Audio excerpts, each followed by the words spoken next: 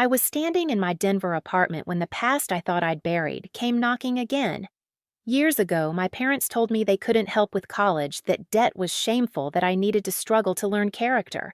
I believed them until the day they showed up asking me to fund my sister's lavish wedding, as if my success existed to fix their pride. In that moment, something inside me snapped into perfect focus. They'd rewritten the rules for her. But this time, I wasn't the obedient daughter they expected. I gave them a reality check they would never forget. My name is Iris, and for most of my life I played the role my family wrote for me. The reliable daughter, the quiet problem solver, the one who didn't ask for much, because asking usually led nowhere. I grew up in a small house just outside Denver where the walls were lined with my mother Helen's framed classroom art projects and my father Thomas's old auto shop calendars. From the outside, we looked like every ordinary American family. But inside, there was a constant unspoken divide. Alina, my younger sister, sparkled at the center, and I learned to shrink around her brightness. It wasn't always malicious. It was subtle, 1,000 tiny moments that told me where I stood. When I brought home straight A's, Mom said, "That's wonderful, Iris," without looking up from the dinner pot. When Alina showed up with a last-minute dance trophy, the whole living room transformed into a celebration. Dad would pull out his phone call, relatives brag like she'd won the Olympics. I learned early that approval wasn't something I could earn. It was something Alina simply had. By the time I reached senior year, I thought maybe college would be my chance to rewrite my own story. I still remember the morning I got my acceptance letter into a cybersecurity program. The seal wasn't even broken when I burst into the kitchen, breathless proud in a way I hadn't been in years. For a few minutes, I let myself imagine they'd be excited for me, maybe help me take the next step. Instead, Helen dried her hands on a towel, exchanged a look with Thomas, and said, "Honey, now that you're 18, you'll need to figure out college on your own." Thomas added, "We didn't get handouts. You shouldn't either." I asked about co-signing a loan. Helen pursed her lips. "Debt is degrading. People use loans as a shortcut. You need to learn resilience."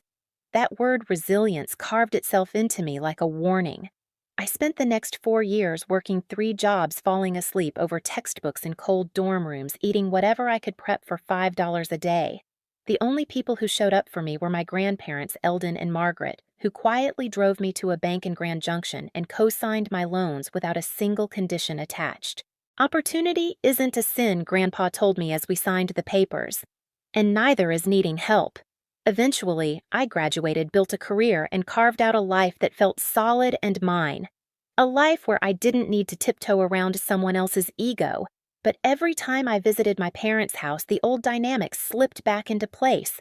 Alina floated on cushions of compliments. I sat in the background, the daughter who turned out fine, as if fine was all I'd ever been allowed to be. I thought distance would protect me. I thought success would put all of that behind me. But when Helen and Thomas came to my door asking for $75,000 for Alina's lavish wedding, I finally understood something. My history with them wasn't a closed chapter. It was a fuse waiting to be lit. The request came on a Tuesday evening, the kind of quiet night when the city lights outside my window looked almost soft. Helen and Thomas sat stiffly on my couch, hands folded like they were preparing for a performance rather than a conversation. I should have known then my parents only sat like that when they wanted something big, something impossible. "We need your help," Helen began, her voice syrup-sweet in a way that made my stomach tighten. "Your sister's wedding. Well, it's becoming quite the event." Thomas cleared his throat. "Julian's family is used to a certain standard. We've already committed to the venue and decorations, but the costs are higher than expected." I waited. Then Helen said it. "We were hoping you could contribute. $75,000 should cover the remaining expenses." For a moment, the room lost its sound. Their faces held expectation as if this were reasonable, natural, the obvious duty of a daughter who turned out fine. I stared at them, waiting for the punchline. It didn't come. "Let me get this straight," I said. "You refused to co-sign a small student loan so I could attend college, but now you expect me to fund a luxury wedding." Helen blinked, genuinely offended. "That was different. College debt would have hurt you. This is about family." Family. Funny how that word only surfaced when they needed something. Alina hadn't spoken to me in years, not since the Thanksgiving meltdown she orchestrated in my apartment, mocking my furniture, my neighborhood, even a family recipe I cooked to feel close to my grandmother. She'd stormed out after I finally defended myself, and our relationship flatlined on the spot. Now she wanted a ballroom full of imported flowers and crystal towers of champagne. And somehow I was the one expected to make that dream happen. I didn't answer right away.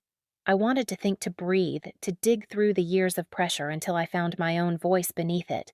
But my silence was enough for Thomas. "Iris," he said, leaning forward, "you make good money. You can afford this." There, it was the truth they'd rehearsed. My success didn't belong to me. It belonged to their image. After they left, the phone calls started. First, "Nora, sanctimonious as ever, your parents are heartbroken. How could you say no so quickly?" Then, "Colby, you're seriously not helping. You're loaded." Then Riley, "I don't even recognize you anymore." Every call tightened the invisible rope around my ribs. They weren't interested in my side. They wanted compliance, not understanding. But the hardest blow came from a number I didn't recognize. A text. "This is Julian. Your refusal is making things difficult for Alina. Please reconsider for her sake." I stared at the message until the screen dimmed. Then I blocked the number. For years, I'd carried the weight of being the reasonable one, the responsible one, the one who absorbed the family's imbalances without protest. But as I stood by my window that night, watching the city pulse below, something shifted.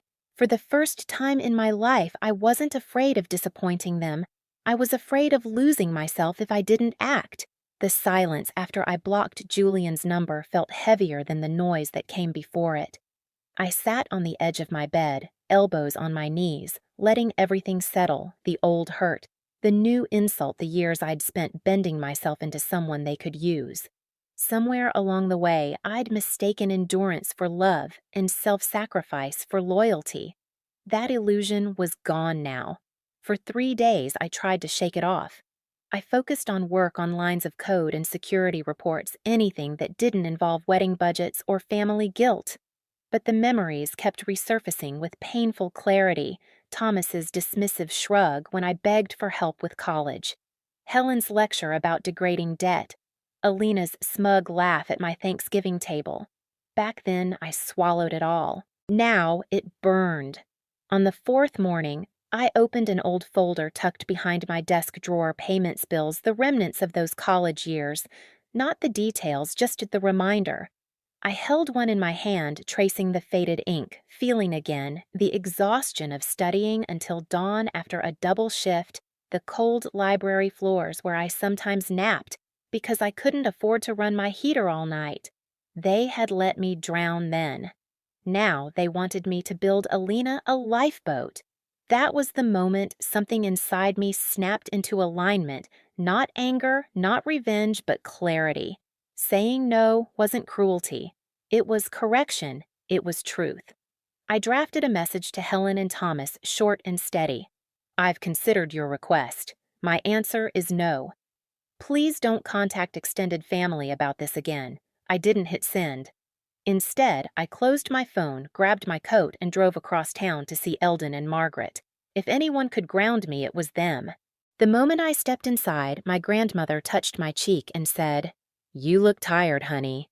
I broke a little at that, just enough to let the truth out. I told them everything. Eldon listened quietly, his hands folded on the table. When I finished, he nodded once. "Standing up for yourself isn't betrayal," he said. "It's maturity. They won't like it. But that doesn't make it wrong." On the drive home, I realized I didn't need their approval. I needed my own. By the time I pulled into my building's garage, the decision was final. The next time my parents asked for an answer, they wouldn't be speaking to the daughter who stayed quiet. They'd be meeting the woman who finally learned how to say no. I didn't have to wait long for the next confrontation. It came the following Sunday afternoon, a crisp Denver day when the air tasted like cold pine and distant chimney smoke. I'd just finished cleaning my apartment when the intercom buzzed. "I didn't need to check the screen. Some things you feel in your bones." Helen's voice drifted through the speaker. "Iris, honey, we need to talk." It's important. Important always meant urgent for them. Urgent always meant something they wanted. I buzzed them in anyway. When they stepped inside, Helen's eyes scanned my apartment like she was searching for proof I didn't deserve. Thomas avoided looking at me altogether, heading straight to the kitchen counter like he owned the place. They moved with the quiet entitlement of people who had never once questioned whether they were welcome. Helen clasped her hands. We heard you've been overwhelmed with all the calls. Overwhelmed. Not harassed, not attacked. Overwhelmed. I wasn't overwhelmed, I said. I was disappointed. In us, she asked like that was unthinkable. In everyone. Thomas exhaled sharply. Look, Iris, we know you're upset about the past, but it's time to let that go. This is about your sister's future. There it was, again, my life framed as a footnote to Alina's convenience. I leaned against the arm of my sofa, arms folded. Before we go any further, let's be honest. You refused to help me with college. You made principles out of your fears. You let me work myself raw while insisting it was good for me. And now you want me to pay for Alina's wedding. A lavish wedding. Why? Thomas's jaw tightened. Because it's what's expected. Helen chimed in. Julian's parents are contributing so much. We can't look inadequate. So that was it. Not love, not fairness, not family, appearance. You care more about looking successful than being good parents, I said softly. Helen flushed. That's not true, and frankly I don't appreciate being spoken to like this. Then try hearing me instead of managing me. Her lips pressed into a thin line. We didn't come for an argument, Thomas said. We came for a solution. We need that money, Iris. No, I said. The word landed between us like a dropped stone, small but unstoppable. Helen blinked at me as if she hadn't heard correctly. No, she repeated. No, I said again, calmly. I'm not paying for the wedding. You can afford it, Thomas shot back. That's not the point. Then what is Helen demanded, voice trembling with indignation. I took a slow breath. The point is that you want my success without acknowledging what it cost me. You want financial help without emotional accountability. You want me to fix mistakes you made out of pride, and you want me to pretend they were never mistakes in the first place. Helen's eyes glistened with something sharp anger, not sadness. This is petty, Iris. The word sliced through me. Petty. The same word she'd used years ago when I was drowning beneath schoolwork and debt, and she refused to co-sign a loan that would have changed everything. Except now I was no longer 18. I stepped closer, my voice low and steady. You're calling me petty for refusing something you denied me. When I needed money for college, you said no because you believed struggling would build character. But now, when your favorite child wants a fairy tale wedding, suddenly debt isn't morally wrong anymore. Suddenly, money is a tool, not a sin. Helen looked away. Thomas rubbed the back of his neck. We thought it was the right decision at the time. No, I said. You thought it was the easy decision for you. The room went silent. Even the hum of the heater seemed to hold its breath. Then Helen whispered, You're going to ruin this wedding. I laughed. I didn't mean to, but the sound broke out of me like a release valve. I'm not ruining anything. I'm refusing to enable your bad promises. She swallowed hard. Alina will be devastated. She already was devastated, I said quietly. Long before I said no. You raised her to believe everything should be handed to her, and now the world is correcting her expectations. Helen looked stunned, as if she'd never considered this. Thomas shook his head. We can't go back on our word. Then don't, I said. But don't ask me to live with the consequences of it.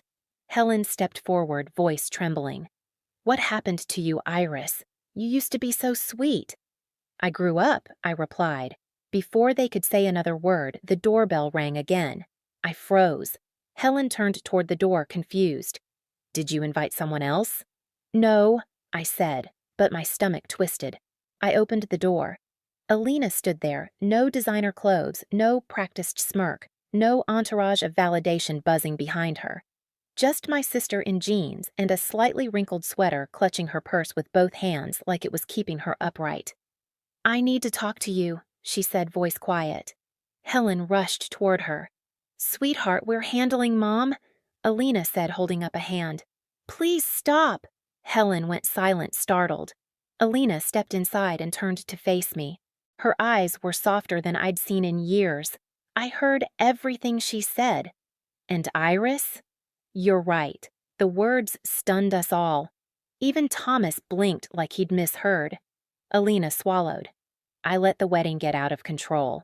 I let Julian's family overspend, and I let you two," she glanced at our parents, "promise things we never could afford. I thought it would make me feel worthy. And instead, it made everything worse." Helen's voice cracked. "But, sweetheart," no, Alina said gently. "I need to say this." She turned back to me. "I treated you terribly. For years. I don't even know why, maybe because it was easier than admitting I was jealous. Or because Mom and Dad made it feel like you were the strong one, the one who didn't need anything." She inhaled shakily. "But you did need things. And they never gave them to you." Helen winced. Thomas's gaze dropped to the floor. Alina continued, voice steadier now. "I don't want a lavish wedding bought with guilt and pressure. I want something real, something I can walk into without shame. And if that means scaling down, then that's what I'm doing." Helen sputtered. "But the Broadmoor is not happening," Alina said. "Mom, Dad, stop, please." Then she looked at me. "I came here to ask if you'd come to the wedding anyway. Not as a checkbook, as my sister." The room held its breath. Slowly, I nodded. "Yes, I'll come." Helen looked like she might argue again, but for once, Thomas placed a hand on her arm. "Let it go," he murmured. Alina exhaled relief, softening her shoulders. "Thank you," but before she left, she added one more thing. "And Iris, that reality check you gave them." A tiny smile appeared. They needed it, more than either of us realized. As the door closed behind her, I stood in the quiet of my apartment, heart pounding with something that felt suspiciously like freedom. For the first time in my life, I hadn't bent.